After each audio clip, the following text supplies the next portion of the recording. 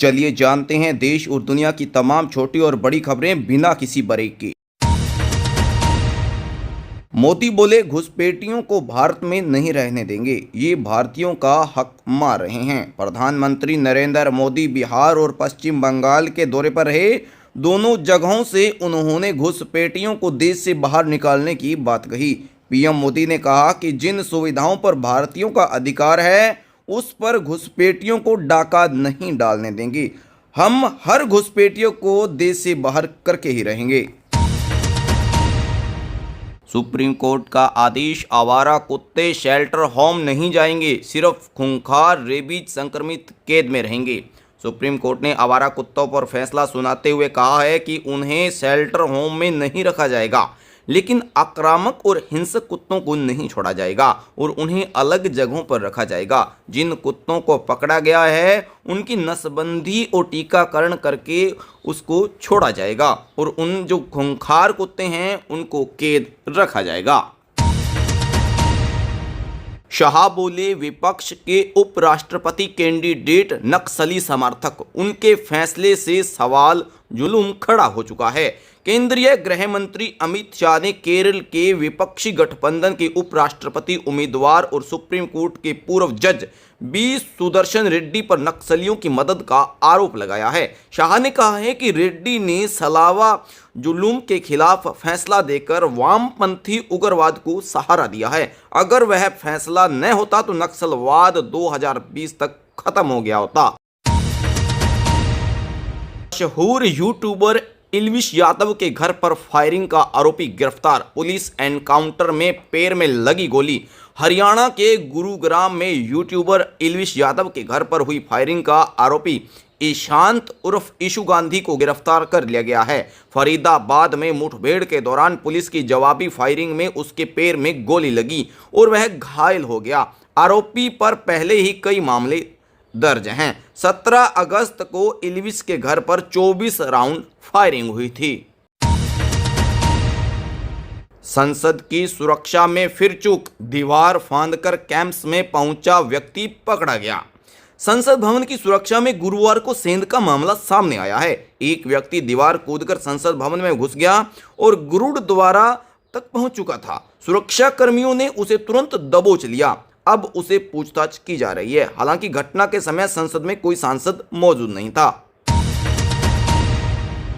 राजनाथ बोले भारत ने Ferrari car जैसी इकोनॉमी बनाई, पाक की हालात डंपर जैसी।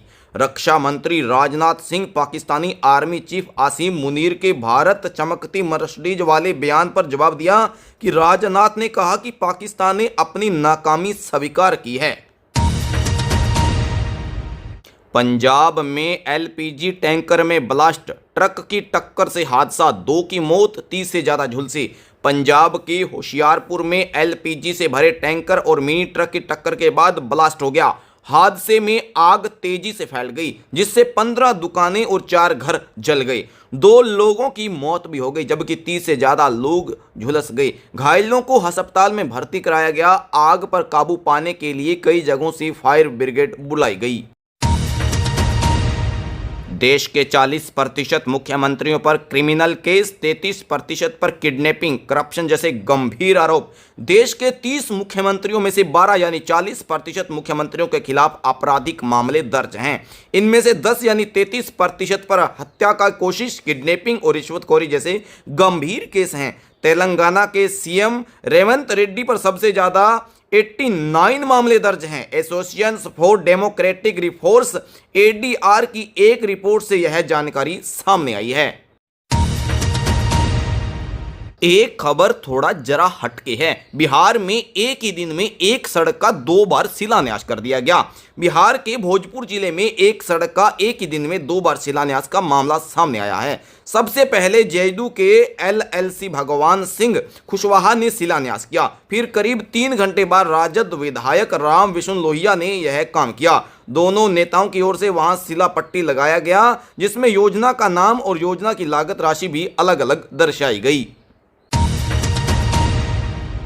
पहले गैंग रेप किया, फिर प्राइवेट पार्ट में मिट्टी भर दी, 56 दिन बाद कंकाल मिला, धर्मस्थल से कैसे जुड़ा सौजन्या गैंगरेप और पजहलता मर्डर केस। जी हां, दुपट्टे के सहारे हाथ पैर बांध दिए गए। शरीर पर 14 से ज्यादा जगहों पर चोट के निशान थे। प्राइवेट पार्ट में गहरी चोट थी। रेपिस्ट का डीएनए न मिले इसलिए उन्होंने प्राइवेट पार्ट में मिट्टी भर दी। ये वारदात 9 अक्टूबर 2012 को कर्नाटका के मैंगलुरु से 80 किलोमीटर दूर धर्मस्थल के जंगलों में अंजाम दी गई। हालांकि दुनिया की नजरों में अब तक ये नहीं आई थी। उत्तराखंड के चमोली में फिर बादल फटा, 2 लोग लापता, कई गाड़ियां मलबे में दबी। राजस्थान के कोटा में भी बाढ़, 9 जिलों के स्कूलों में छुट्टी।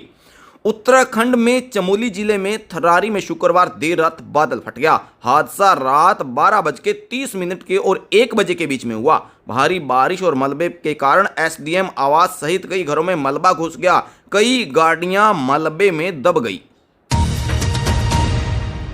पहले बेटियों को काटा, अब मुझे ये जान के दुश्मन बन चुके हैं। नोएडा में हर दिन डॉग बाइट के 500 केस, सुप्रीम कोर्ट बोला नसबंदी कराओ इनकी।